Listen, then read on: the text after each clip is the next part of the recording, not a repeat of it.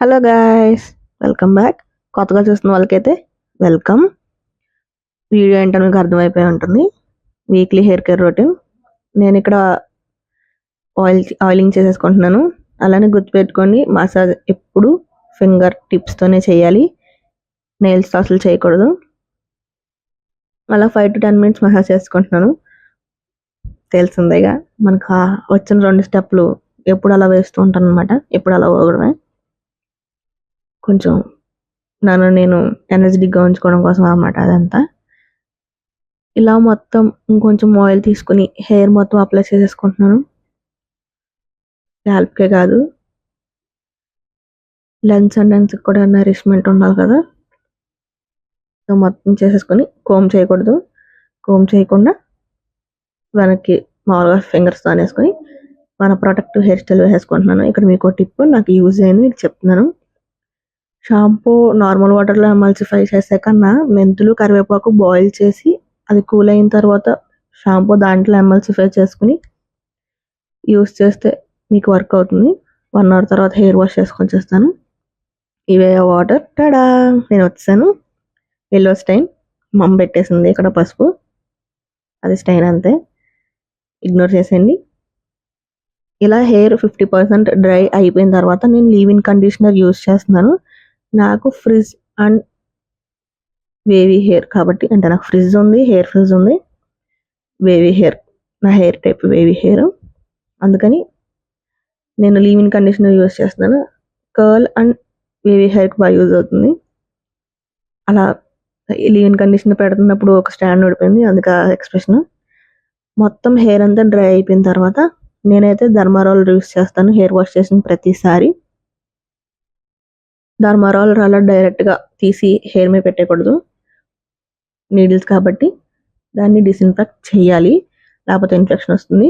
నేనైతే ఇక్కడ hydrogen పెరాక్సైడ్లో disinfect చేస్తున్నాను. 5 minutes హైడ్రోజన్ పెరాక్సైడ్లో అలా ఉంచేసి వామ్ వాటర్ రిన్స్ చేసేసిన తర్వాత ఆ నీడిల్స్ డ్రై అయిపోయిన తర్వాత మాత్రమే నేను స్కాల్ప్ మీద యూస్ చేస్తాను. ఆఫ్టర్ 5 minutes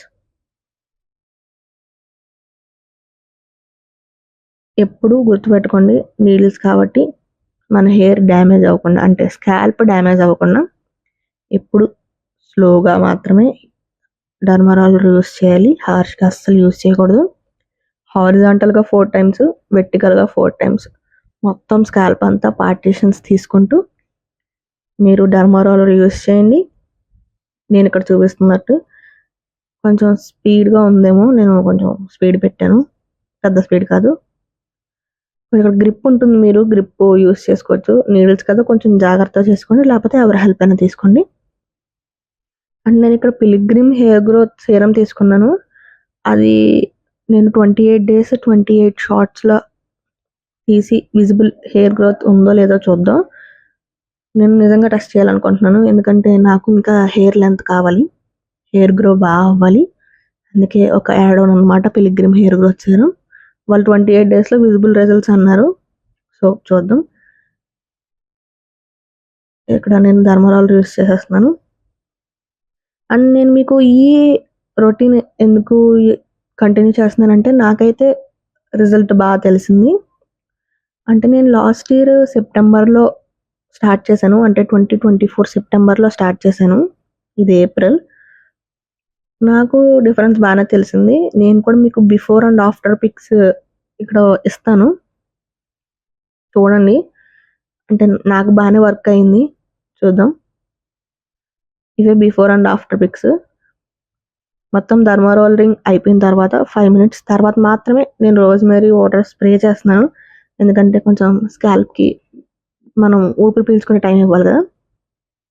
5 minutes తర్వాత స్కాల్ప్కి మొత్తం స్ప్రే చేసేసి ఫింగర్స్తో స్ప్రెడ్ చేసేసి మన ఓజీ మసాజర్, నేనైతే డైలీ మసాజ్ చేసుకుంటాను.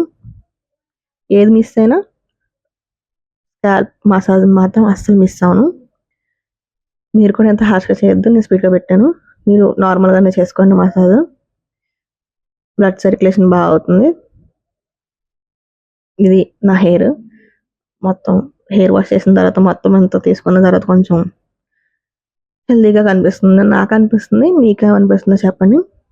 అండ్ నేను కోంబ్ ఎక్కడ యూస్ చేయను, ఎందుకంటే నా వుడెన్ కోంబ్ కనిపించట్లేదు.